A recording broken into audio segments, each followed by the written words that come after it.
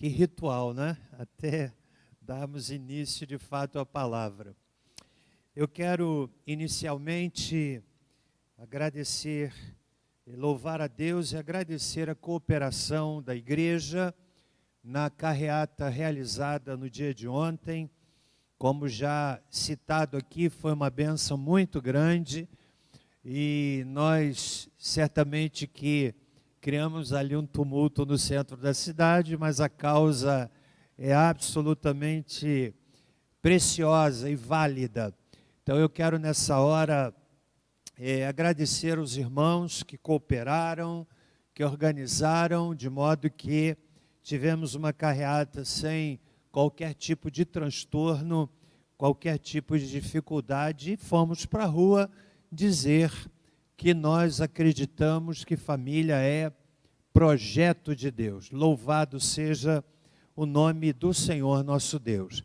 A segunda palavra é dizer que normalmente no primeiro domingo nós fazemos a troca ali das parcelas, né? Agora só falta uma, e nós o faremos no dia 27 de março, que é exatamente a data do aniversário da nossa igreja.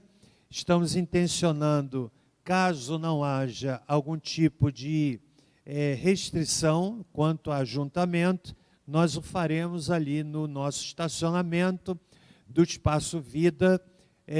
Então, no dia 27, às 18 horas, nós vamos ali naquela data muito especial para a nossa igreja. Vamos, então, encerrar nosso pagamento do terreno. Glória a Deus por isso. É um milagre, humanamente não tem explicação, e a gente quer exaltar o nome do Senhor naquela ocasião. Portanto, dia 27, e também dizendo que no sábado que vem, dia 13, às 16 horas, nós vamos gravar essa canção num clipe lá no Espaço Vida. Então, quem desejar vir com uma camisa branca, para criarmos aí um uniforme bonito. Penúltima palavra que eu quero dar é a seguinte: você que já aceitou a Cristo e deseja se batizar, quero encorajar você a fazer contato com a secretaria da igreja, dando seu nome, para que oportunamente, então, nós possamos nos reunir e dar as orientações relacionadas ao batismo. Você que já aceitou a Cristo, então, que quer se batizar, quer cumprir essa ordem bíblica, ligue para a igreja, horário comercial, e deixe o seu nome, seu contato, para que nós possamos, então, orientá-lo oportunamente sobre isso. E a última palavra que eu quero dar antes da mensagem é a seguinte: o povo evangélico do Brasil, no dia de hoje, dia 7 de março, separou para orar pela nação. Metodistas, batistas, presbiterianos, assembleianos, comunidades, os mais variados segmentos evangélicos estão separando o dia de hoje, dia 7 de março, para jejum e oração em favor da nossa pátria.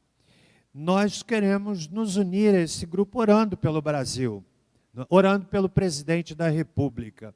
Há pessoas que ficam incomodadas, não votei nele, não gosto dele, tal. A questão não é campanha política. A questão é que alguém eleito de forma democrática, e a minha Bíblia diz que eu devo orar por aqueles que exercem autoridade sobre nós. Não tem mais a ver com questão político-partidária, é uma questão cívica e que nos cabe, como crentes, interceder por nossa nação e por aqueles que exercem autoridade sobre nós. Correto, irmãos? Estão entendendo? Então, não é campanha política. A gente sabe que debate político, ele separa a família, ele faz com que pessoas se odeiem. Enfim, não é mais questão de voto ou não vota. Foi eleito e nós precisamos orar pelo presidente, orar para que essa nuvem sombria que paira sobre o mundo inteiro e no nosso país, né, da pandemia que tem ceifado tantas vidas, não é? Nós queremos que isso cesse, que a vacina dê resultado. Aliás, quantos aqui já foram vacinados? Levanta a mão, olha, algumas pessoas que já foram vacinadas, não é? E eu quero logo que possível, já fiz a minha inscrição lá, eu quero ser vacinado também. Tem gente que tem medo de ser vacinado. Querido, se vacinar, se você vacinar, você morre. Se não vacinar, você morre também. Só que vacinando, você tem chance de morrer mais tarde. E de não contaminar, né? Então, que você vai morrer mesmo, que eu vou te dar uma notícia, você vai morrer. Mas você pode morrer mais tarde, né? Não da doença, você pode poupar outras pessoas, né? Eu não sei se foi uma forma menos traumática, mas o fato é, a vacina saiu, eu dei lá meu nome e eu espero ser vacinado logo que possível. Vamos ficar em pé, aumenta um pouquinho aqui para mim o retorno, para não forçar mais a voz, muito mais, porque já preguei no primeiro culto, não é? E pregar em 2 cultos é um desafio muito grande. Com certeza a mensagem do segundo culto não vai ser igual à primeira, não é? Mas eu quero orar nesse momento. Nós vamos clamar por nossa nação. Quantos entendem a nossa responsabilidade de orar pelo Brasil? Você entende isso, não é? Orar pelo governo municipal, orar para que haja paz na nossa cidade, orar por aqueles que decidem, pelo judiciário, não é? François Pizot, pensador francês, disse uma coisa muito interessante. Ele diz assim, que quando a política chega no recinto dos tribunais, a justiça sai pela porta. Que palavra! François Pizot, francês. Quando a política entra nos recintos dos tribunais, a justiça sai pela porta. Que coisa, hein? Parece que isso que tem acontecido no nosso país. A gente tem que orar mesmo pelo Brasil. Amém, meus irmãos? Senhor nosso Deus e Pai, em nome de Jesus, nós queremos nessa hora entrarmos em aliança, queremos entrar em aliança com tantos na nossa nação que oram pelo nosso Brasil, pelo presidente da República, pelos poderes constituídos na República, que o Senhor tenha misericórdia dessa nação. Oro pelos profissionais de saúde que estão, Senhor Deus, na linha de frente no combate à pandemia. Eu oro, Deus, para que num tempo breve toda a nossa nação possa estar vacinada e assim minimizar, ó Deus, a dor que a tantos tem atingido, Senhor. Em nome de Jesus, tem misericórdia. Eu oro para que a palavra seja anunciada nessa manhã alcance corações, não só os que estão aqui, mas aqueles que nos assistem através da transmissão online, Pai. Muito obrigado também pela bonita celebração que tivemos no dia de ontem, Senhor. Obrigado porque tudo transcorreu com tranquilidade. Fala conosco, Pai, em nome de Jesus. Amém. Podem se assentar. Abra sua Bíblia no texto de Isaías capítulo 6. Isaías capítulo 6 é um texto muito conhecido. Você já me ouviu pregar sobre ele algumas vezes. Eu, na verdade, até desejo que Deus me dê vida e saúde para que eu possa pregar ainda muitas vezes sobre o mesmo texto. Como ser poderosamente usado por Deus. Eu leio a palavra de Deus em Isaías capítulo 6, que diz assim, verso 1. No ano em que morreu o rei Uzias, eu vi o Senhor assentado sobre um alto e sublime trono, e as orlas do seu manto enchiam o templo. Os serafins estavam acima dele, cada um tinha 6 asas, com 2 cobriam seus rostos, com 2 cobriam seus pés e com 2 voavam. E clamavam uns aos outros, dizendo, Santo, Santo, Santo é o Senhor dos exércitos, toda a terra está cheia da sua glória. Deixa eu fazer uma pausa aqui, para dizer que essa repetição trina, né? Santo, Santo, Santo, é uma forma de revelar a santidade absoluta, incomparável, né? Única do Senhor nosso Deus. Então essa repetição, Santo, Santo, Santo, representa a afirmação contundente da santidade incomparável do Senhor dos exércitos, que é o nosso Deus. Verso 4. Os umbrais das portas se moveram com a voz do que clamava, e a casa se encheu de fumaça. Então disse eu: ai de mim, que vou perecendo, porque eu sou homem de lábios impuros e habito no meio de um povo de impuros lábios. E os meus olhos viram o Rei, o Senhor dos exércitos. Mas um dos serafins voou para mim, trazendo na mão uma brasa viva que tirara do altar com uma tenaz.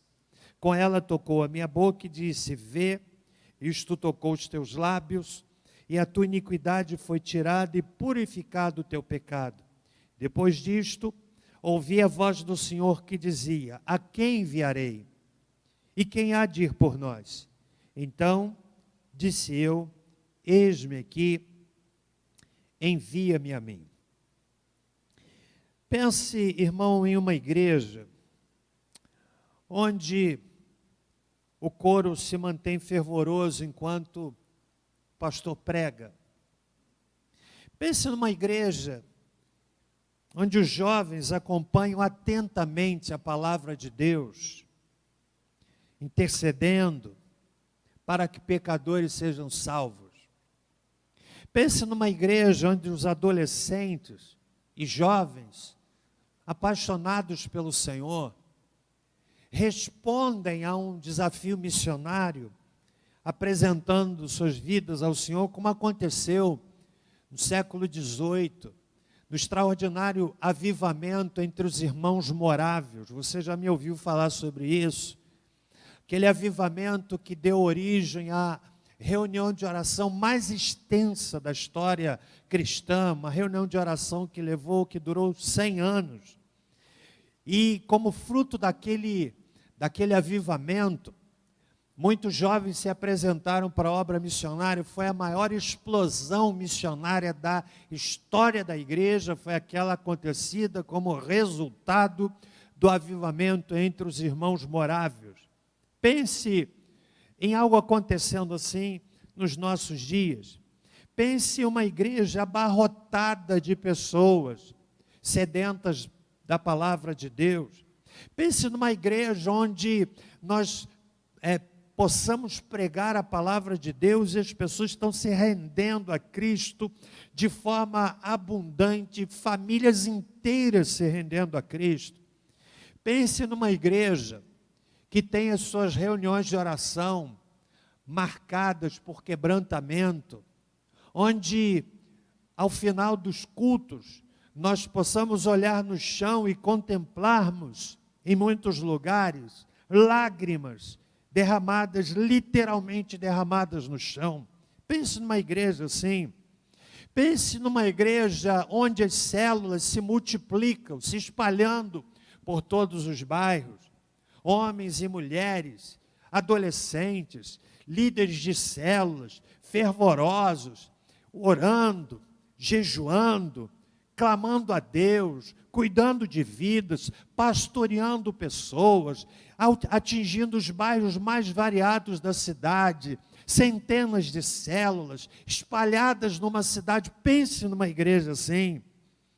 Pense, meus irmãos, numa igreja onde encontremos pessoas se perdoando, pedindo perdão, relacionamentos rompidos, relacionamentos partidos, ressentimentos, tudo isso sendo vencido pelo pedido de perdão e por pessoas que perdoem.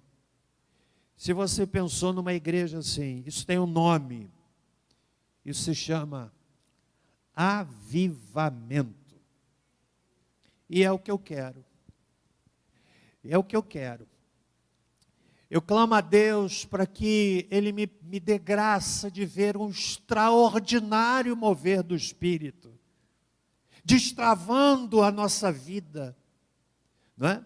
Destravando as nossas amarras, quebrando as amarras, para que nós possamos caminhar de forma extraordinária e alcançando muita gente para Jesus. Eu sonho com algo assim. Meu irmão, pense bem, eu posso não ser um extraordinário pregador, Posso até escorregar no vernáculo. Eu acho português uma língua muito difícil. Parabéns àqueles que a dominam. Mas uma coisa eu quero que você saiba. Eu sou motivado e um sonhador. Eu sou um sonhador. Estamos aí terminando, última parcela. Eu não vou ser um aventureiro e dizer assim, agora o que a gente precisa trazer para a igreja? Não, mas sabe de uma coisa? Já alguns sonhos estão chegando. Porque o pastor tem que ser um sonhador, o líder tem que ser um sonhador. Ele tem que ser alguém que ouve de Deus e passa para a igreja. Sabe por quê, meus irmãos? Porque Deus quer realizar coisas tremendas na vida da sua igreja. Mas quantos de nós estamos amarrados? Nós precisamos de um avivamento. Precisamos de um avivamento. Um pregador batista já falecido, o Dr. Edwin Orr, disse o seguinte, e disse ele, estou convencido de que se poderia fazer mais trabalho para Deus em 6 meses de avivamento do que em 60 anos de qualquer outro tipo de esforço. Estou convencido, disse ele, de que se poderia fazer mais trabalho para Deus em 6 meses de avivamento do que em 60 anos de qualquer outro tipo de esforço. E é verdade. O texto nos oferece os pilares para que nós aprendamos e possamos ser poderosamente usados por Deus. Isaías foi o profeta do Antigo Testamento que mais falou sobre Jesus. Foi o profeta Isaías. Isaías era de uma família nobre. Ele era aquilo que nós poderíamos chamar de um religioso tradicional. Isto é, que seguia um costume de ir ao templo. A tradição é boa, o tradicionalismo não. Charles Swindoll define uma coisa e outra dizendo que tradição é fé viva dos que já morreram. Tradicionalismo é fé morta dos que ainda vivem. A tradição é importante, mas o tradicionalismo é letal. Há pessoas que têm a sua vida movida por um tradicionalismo. Fazem sem saber por que fazem e não fazem porque não sabem que poderiam fazer. Por exemplo, nós somos de uma liturgia mais ordeira, mas eu sinto falta muitas vezes de um glória a Deus da igreja. Eu sinto falta muitas vezes de olhar o semblante do irmão e ver que aquele irmão está recebendo a palavra e como quem diz, isso mesmo, pastor, prega, porque essa palavra está alcançando meu coração. E muitas vezes, esse tradicionalismo, ele acaba sendo danoso. No ano em que morreu o rei Uzias, disse Isaías, eu vi o Senhor. Ou seja, naquele dia, naquele ano, o rei Uzias foi um extraordinário rei. Na verdade, a vida do rei Uzias, ela é dividida em 2 momentos, o momento da ascensão e o momento da queda. Quando ele colocou no seu coração agradar a Deus, ele começou a crescer. Ele começou a prosperar. Mas a fama o fez ficar arrogante, soberbo. Ele começou a cair, morreu leproso. Porque a arrogância que o levou à queda, leva qualquer pessoa à queda. Qualquer pessoa. A soberba tem a capacidade de fazer com que o indivíduo seja colocado no chão. E naquele ano em que morreu o rei Uzias, tudo mudou na vida de Isaías. No ano em que morreu o rei Uzias, ele então tem o seu chamado missionário, ministerial e profético. Se você quiser entender e descobrir qual é o berço de nascimento do profeta Isaías, está aqui. Se você quiser compreender o nascimento deste que é o maior dos profetas, chamados profetas maiores, está aqui no capítulo 6. O profeta, citado muitas vezes no Novo Testamento, e como já disse, aquele que mais apontou para Jesus, está aqui o profeta Isaías. E é aqui, no capítulo 6, que nós encontramos o nascimento desse homem. Como chamas flamejantes, como labaredas que emanam do trono de Deus. Isaías foi tremendamente impactado no ano em que morreu o rei Uzias. E nós encontramos aqui os parâmetros, os pilares, são 4, que eu quero compartilhar para aqueles que desejam e querem ser poderosamente usados por Deus. Eu disse aqui no primeiro culto que ser usado por Deus é uma pergunta de resposta óbvia, porque faz parte da vocação do Evangelho me impulsionar a ser usado por Deus. É natural. O indivíduo pode se converter num domingo, não conhecer coisa alguma de Bíblia, mas na segunda-feira ele já começa a vazar alguma coisa daquilo que aconteceu no coração dele. Ele chega no trabalho, diz assim, olha, eu fui ontem lá numa igreja, eu vi um pastor lá pregar, ele fala meio alto de vez em quando, mas olha, não sei não, um negócio aconteceu dentro de mim. É natural.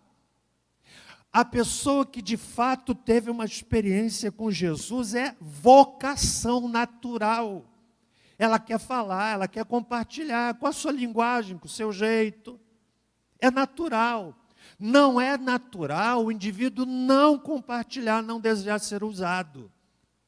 A oração que está presente na rotina de qualquer crente, na sua devocional, no seu momento de manhã, no seu momento de tarde, no seu momento de noite, enfrentando lutas muitas vezes, passando por dificuldades muitas vezes, porque ele não é perfeito, não há pessoas perfeitas, mas uma oração que é frequente ou deve ser a seguinte: Senhor, me usa. Me usa, porque é vocação, é natural, é natural. E aqui, meus irmãos, eu encontro então 4 pilares. Você quer ser usado? A resposta é óbvia, mas aprenda quais são os parâmetros, quais são os pilares que me permitem ser poderosamente usado por Deus.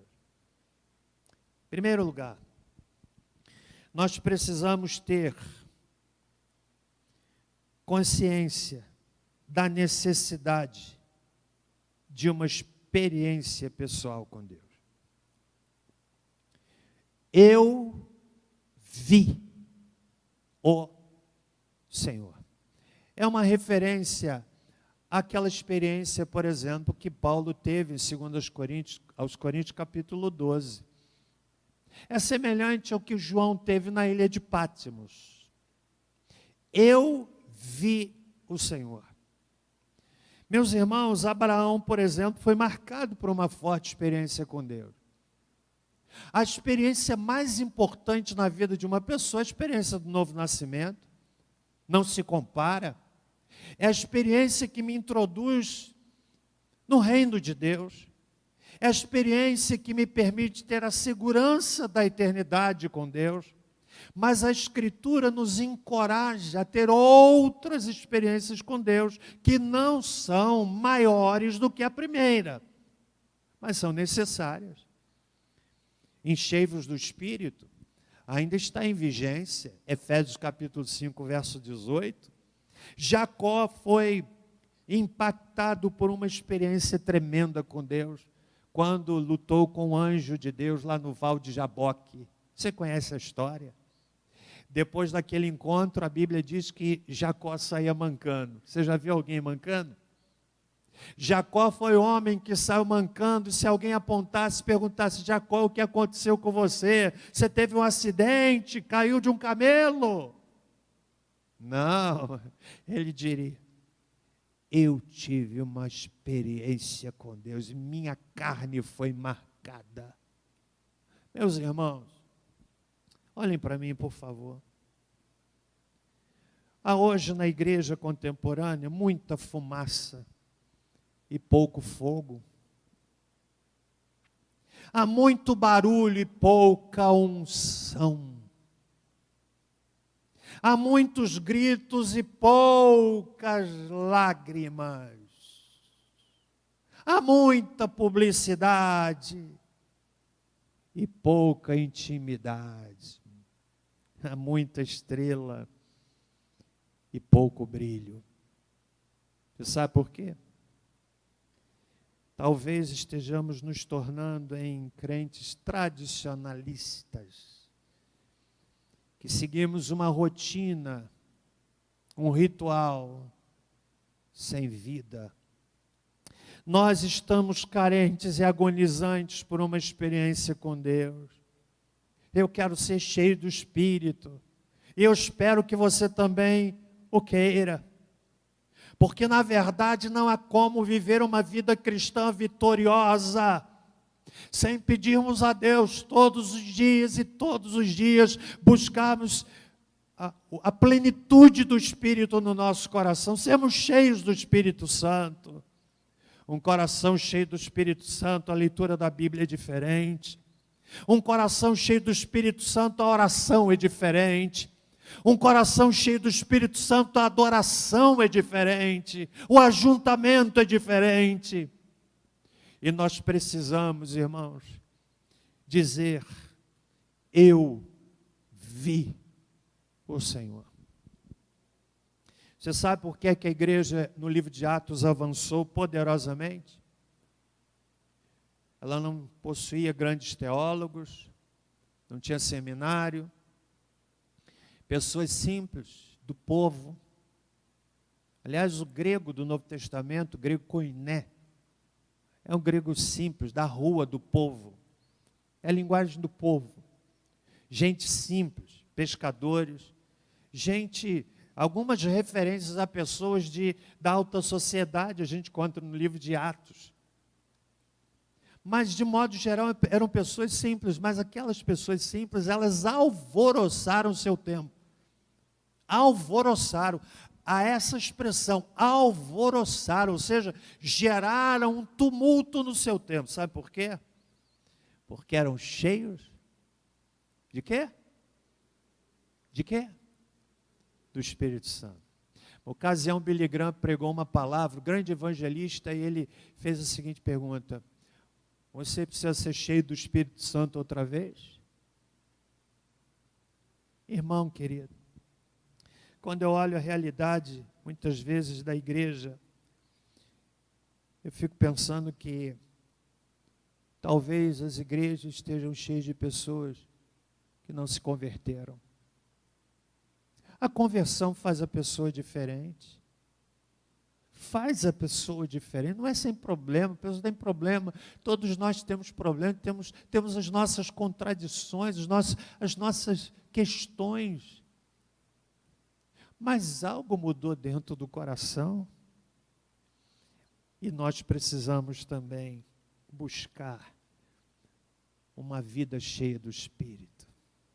Atos 4, verso 8, nos relata Pedro falando no Sinédrio, ou ao Sinédrio, e ele fala aquelas autoridades, e a Bíblia diz que ele estava cheio do Espírito Santo. Quero que você entenda que na conversão, Cristo nos encontra para a salvação, mas na consagração, Ele nos encontra para o serviço. Então você quer ser poderosamente usado?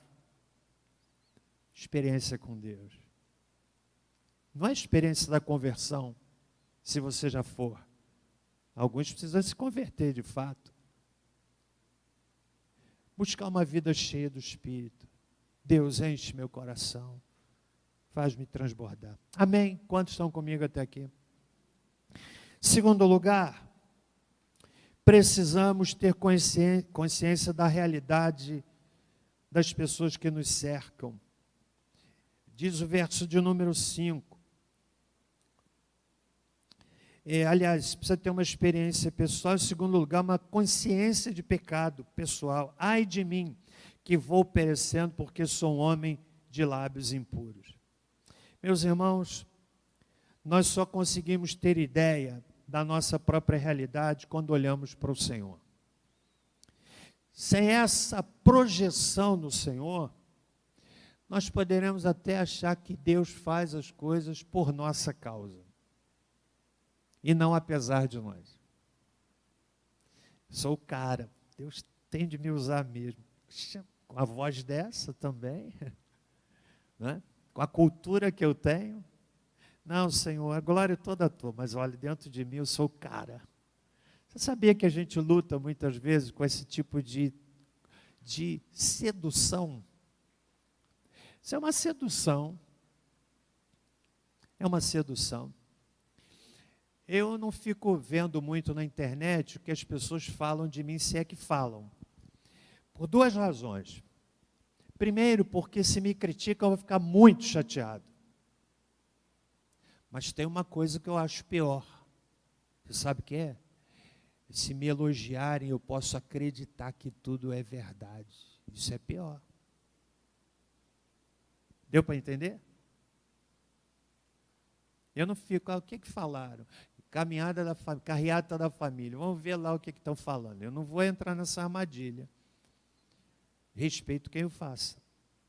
Porque se falarem mal, eu vou ficar chateado. Ah, porque esses crentes pararam o trânsito. E daí? Né? Não sei se ainda tem, mas tinha um bloco que saía aqui, não sei se alguém aqui fazia parte. Olha, fazia, olha o tempo do verbo, né? O pessoal, todo mundo vestido de mulher, parava o trânsito. Acho que não tem mais isso não, tem?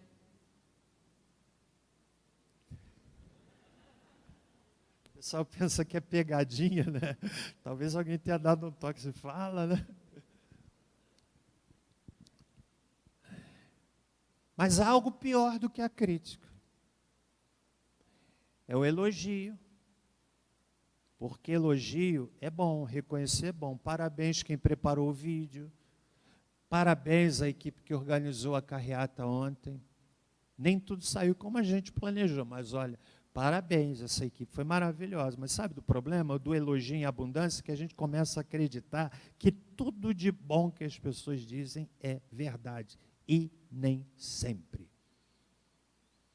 Está entendendo? Então você que é casado, não fique chateado com a crítica da sua esposa. Eu saía, agora não tanto, né? Mas quando, às vezes ainda pergunto, eu entro no carro, Débora, como é que foi a mensagem? Aí às vezes ela diz assim, olha, aquilo eu não entendi muito não. Aquilo ali você já contou tantas vezes. E sim, mas é uma crítica boa. É uma crítica boa. Agora, o elogio é perigoso. Está entendendo? Precisamos reconhecer. Então, Isaías está dizendo, eu sou um homem de lábios impuros. É nele que nós descobrimos que nossas obras são trapos. Olha que texto lindo de Isaías 64. O mesmo profeta, Isaías 64. Abra aí, capítulo 64, verso 4. A minha tradução, eu escolhi uma tradução muito preciosa desse texto que diz assim: desde a antiguidade não se ouviu, nem se percebeu, tampouco escutou-se comentários, nem olho algum sequer vislumbrou outro Deus além de ti, que age em favor daqueles que nele depositam sua confiança. Vem, pois, socorrer aqueles que praticam a justiça com alegria, que se lembram de ti e de tuas orientações. Todavia, prosseguindo nós em nossos erros e pecados, tu te indignaste. E agora, como então seremos salvos? O versículo 6 diz assim, ora, todos nós estamos na mesma condição do impuro. Todos os nossos atos de justiça se tornaram como trapos de imundícia. Olha que expressão linda nessa tradução, diz assim, ó, perdemos o viço, e murchamos, como folhas que morrem e como o vento, nas nossas próprias iniquidades, nos empurram para longe. Perdemos o viço, murchamos. Você já comprou uma fruta no mercado e colocou lá na sua fruteira e você não a consumiu no mesmo dia ou no dia seguinte? Talvez tenha deixado lá uma semana. O que é que acontece com aquela fruta? Ela vai murchando, perdeu o viço, não é verdade? Perdeu o brilho. Isaías está dizendo, perdemos o viço, perdemos o brilho. Ah, meus irmãos, precisamos entender que nós somos pecadores. Terceiro lugar, para eu ser um pouco mais rápido. Estão comigo até aqui? Amém? Amém ou não amém? Precisamos ter consciência da realidade das pessoas que nos cercam. Lá no versículo de número 5, ele diz assim: habito no meio de um povo de impuros lábios. Uma verdadeira experiência com Deus necessariamente nos leva a contemplar a necessidade do outro. O Evangelho não é o que Deus pode fazer por mim, mas sim o que Deus quer fazer através de mim. É diferente. Quando nós somos alcançados pela graça de Deus, naturalmente, começamos a sentir e a voltar a nossa visão para aqueles que estão ao nosso redor. Ai de mim, habito no meio de um povo de impuros lábios. E por fim, precisamos ter consciência de missão. Esse texto, ele trata de um culto, é o relato de um culto, no ano em que morreu o rei Uzias. Isaías foi ao templo. Esse é um relato de um culto, que aconteceu naquele culto. A glória de Deus encheu o templo. Os umbrais da porta se moveram, foi algo tão tremendo que houve um rebuliço. Ele foi impactado com o que ele viu. E o texto diz então que houve um apelo. Houve um apelo. A quem enviarei? E quem há de ir por nós? Sabe qual foi a resposta de Isaías? Eis-me aqui. Sabe o que é isso, irmão? Consciência de missão. Falei ainda há pouco sobre o avivamento entre os morávios. E aquele avivamento, ele, como disse, foi a maior explosão missionária da história da igreja cristã. Os jovens, eles se apresentavam e queriam ir para lugares que ninguém desejava ir. Alguns deles aceitaram e quiseram ser escravos para evangelizar os escravos. Alguns deles foram para regiões tão inóspitas, tão frias, porque queriam ser usados ali. Algo tão forte dentro do coração deles que os impulsionava a ir para lugares que ninguém queria ir. Pregar o evangelho que todos precisavam ouvir. Sabe o que é isso? Consciência de missão. Nem todo mundo tem o mesmo chamado.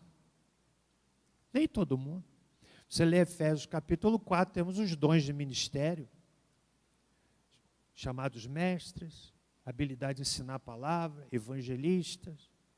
Mas ele fala lá também, alguns são chamados para pastores, nem todo mundo que prega tem um chamado para ser pastor. Aliás, não entre no ministério se você não tiver chamado, não ouse. Não ouse. Porque aquele que Deus chama, ele dá o suporte. Como eu vi o pastor Josué dizer essa semana, ele dá a costa. Você tem tutano, porque a pancada não é fácil, mas você tem o chamado de Deus, eu estou junto, eu te seguro. E há pessoas que são chamadas para vários ministérios. Nem todo mundo tem o ministério de vir pregar. Eu mesmo me imagino toda vez que venho pregar um milagre de Deus. Imagina um cara tímido. A minha timidez me faz ser uma pessoa séria, As pessoas olham, acham que eu estou aborrecido. Não estou, eu sou tímido. Parece não, mas eu sou. Mas olha, eu vou te dizer uma coisa. Quando eu venho pregar, meu irmão, tem algo que acontece. Tem algo que acontece, eu não sei explicar. Sabe o que é isso? Não é mérito pessoal, é vocação. Como professor, há professores que são tímidos, mas quando eles estão lá à frente dos seus alunos, flui. Tem explicação. Aí você chama, você quer dar uma palavra na frente da igreja? Eu de jeito nenhum. Já viu isso? Consciência de missão. A quem enviarei?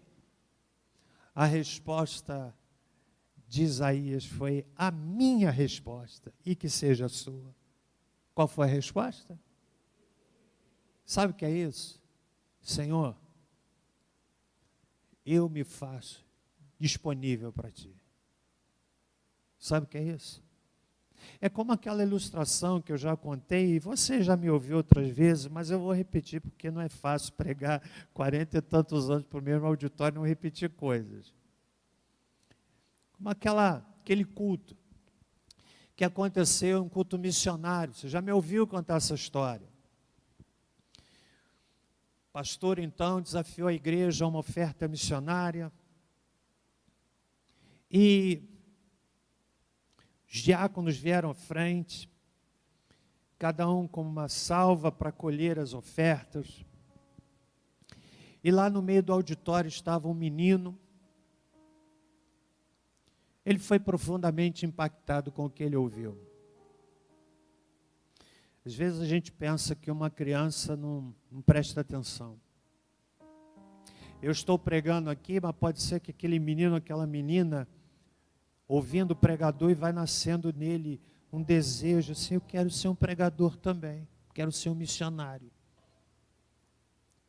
Deus fala ao coração das crianças. E lá naquele auditório estava aquele menino. Ele foi tão tocado, mas tão tocado. Ele não tinha nenhuma oferta para dar. Os diáconos saíram pelo corredor, colhendo a oferta missionária. Aquele menino se levantou do meio do auditório, foi para o corredor, arrancou a bandeja da mão de um dos diáconos. O pastor não interrompeu, percebeu que tinha direção de Deus naquele culto.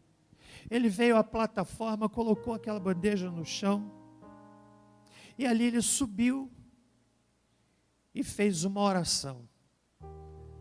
Ele disse assim: Deus, eu não tenho nada para dar ao Senhor, mas eu dou a minha vida. Foi a maior oferta daquele culto. Compreende? Vamos ficar em pé. Quantos aqui entenderam a palavra dessa manhã? Com certeza diferente da primeira. Nós vamos nesse momento celebrar a ceia. Todos aqui já receberam, alguém não recebeu, não foi atendido, por favor. Irmão Edilson, chegue aqui, por favor.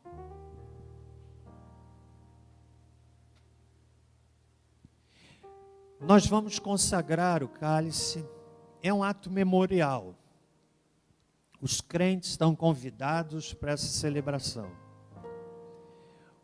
O vinho representa, o suco representa o sangue de Cristo, é um memorial, e o pão, o corpo de Cristo. Nós vamos consagrar apenas uma orientação para você abrir o cálice. Você vira assim, olha, você tem que inverter. Aí você vai desatarrachar, não vai cair o pãozinho no chão. Entendeu? Vamos consagrar a Deus. Senhor, muito obrigado pela oportunidade de celebrarmos a ceia nessa manhã. Já com o primeiro grupo no outro culto, e agora com um grupo também bastante expressivo. Nossa oração é de que esse momento memorial sirva de renovação da nossa vida, de consagração, Eu oro para que, em nome de Jesus, o que aconteceu com Isaías aconteça conosco. Eu quero ter outras experiências contigo. Quero ser cheio do teu Espírito. E oro para que o Senhor faça algo tremendo na vida desta igreja. Em nome de Jesus. Amém. Comamos e bebamos. Todos nós.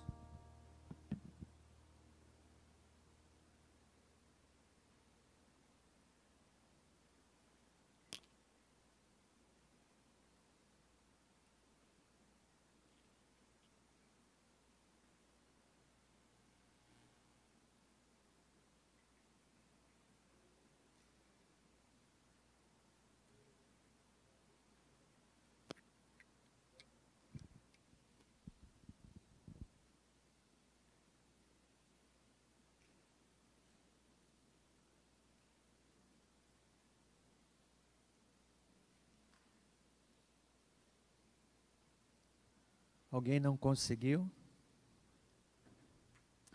Pessoal do louvor, nós vamos encerrar o culto dessa manhã. Quantos aqui foram abençoados nessa manhã? A quem enviarei? Quem há de ir por nós? Eis-me aqui. Eis-me aqui. Eis-me aqui. Que essa seja a sua resposta. Vamos cantar um último louvor e a seguir